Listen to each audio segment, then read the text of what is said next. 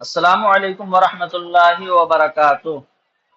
نحمیر کے سبق میں ہم نے ماقبل میں ان حروف کے بارے میں پڑھا کہ جو اسم میں عمل کرتے ہیں۔ اب دوسری فصل ان حروف کے بارے میں ہے کہ جو فعل مضارع کے اندر عمل کرتے ہیں۔ تو فرماتے ہیں فصل دوم در حروف عاملہ در فعل مضارع۔ تو دوسری فصل فعل مضارع میں عمل کرنے والے حروف کے بارے میں ہے۔ وہاں بر دو قسم است، اور یہ دو قسم پر ہے۔ تو فعل مضارع میں عمل کرنے والے حروف دو قسم پر ہیں۔ اس میں اول حروف ہے کہ فعل مضارع را بنصب کنند۔ تو پہلے قسم وہ حروف ہے کہ جو فعل مضارع کو نصب کرتے ہیں، یعنی نصب کے ساتھ کر دیتے ہیں کا مطلب نصب کر دیتے ہیں۔ وہ چہارست، اور وہ چار ہیں۔ چار کون کون سے ہیں؟ پہلا ہے اول ان، پہلا ہے ان، جیسے اریدو ان تقوما، تو دیکھیں ان تقوما، تو قام یقوم نصر ان شروع سے ہے کھڑے ہونے کے معنی میں، تو تقومو ہونا چاہیے، تقوما کر دیا اس نے، یعنی نصب دے دیا۔ اریدو ان تقوما، میں چاہتا ہوں کہ تو کھڑا ہو جائے۔ تو ان بفعل بمعنی مصدر باشد، تو فرماتے ہیں ان فعل مضارع کے ساتھ مل کر مصدر کے معنی میں ہو جاتا ہے۔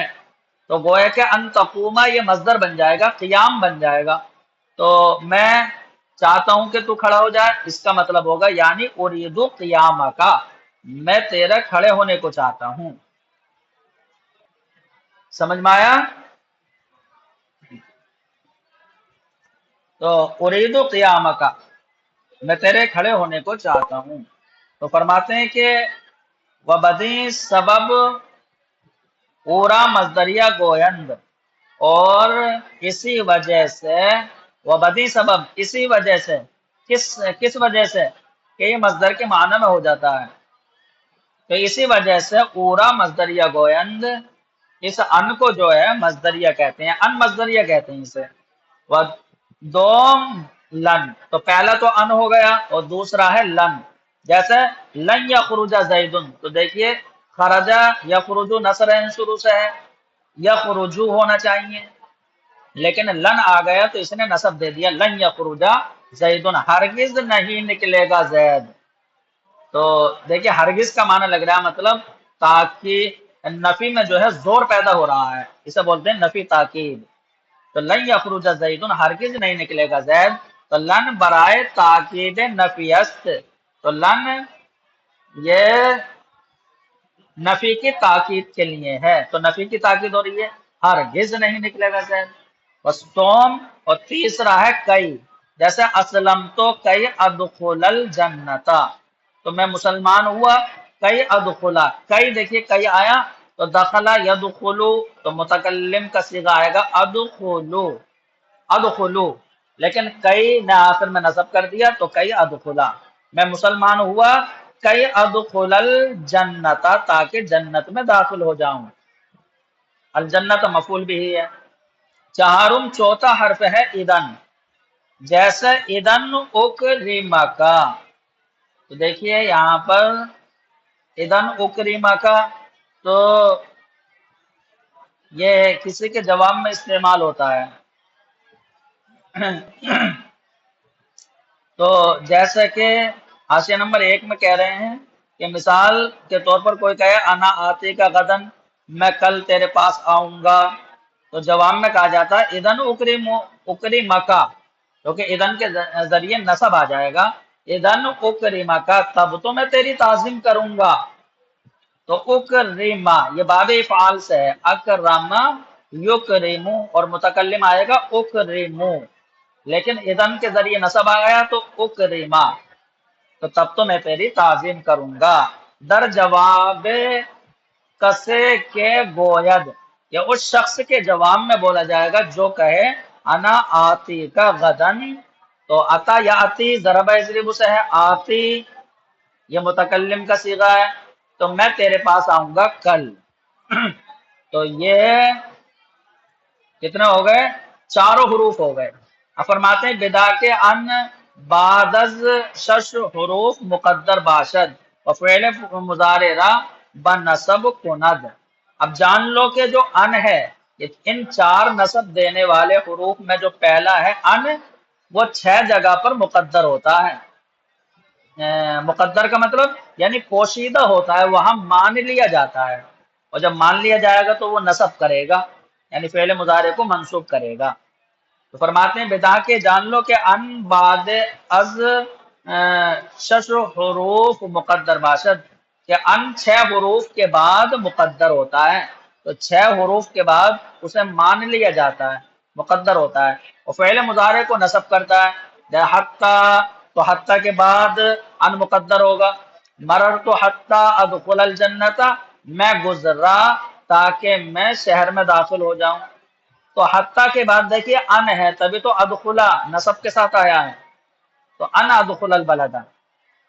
ایسے لام جہد کے بعد، تو لام جہد کسے کہتے ہیں؟ تو دیکھیے حاشیہ نمبر ہم 3 میں پڑھتے ہیں، تو لام جہد دوسرا حرف لام جہد جس کے بعد ان مقدر ہوتا ہے، تو جہد کا معنی کیا ہوتا ہے؟ انکار۔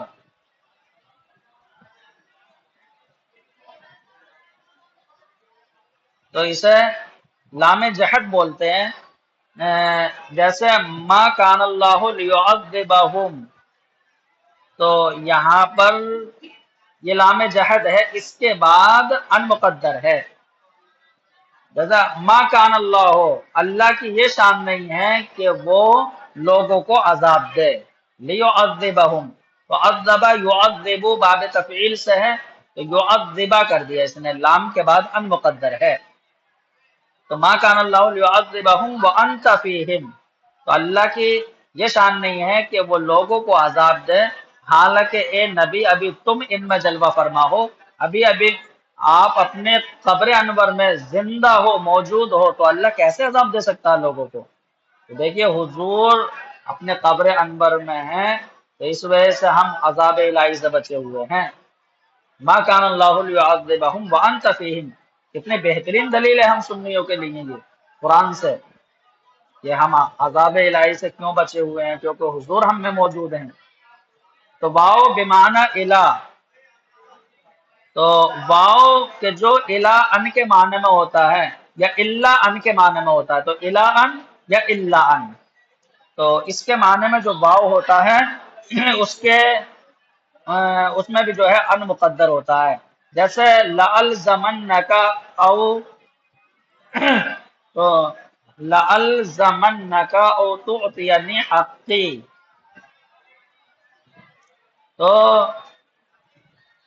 لَأَلْزَمَنَّكَ، تو لَزِمَ یلزم، سمع اسمہ سے ہے لازم پکڑنا، تو ضرور ضرور میں تجھ کو لازم پکڑ لوں گا، تیرا پیچھا پکڑ لوں گا، او تعطینی حقی، تاکہ یہاں تک کہ تو مجھے میرا حق دے دے، عطا کر دے تو مجھے میرا حق۔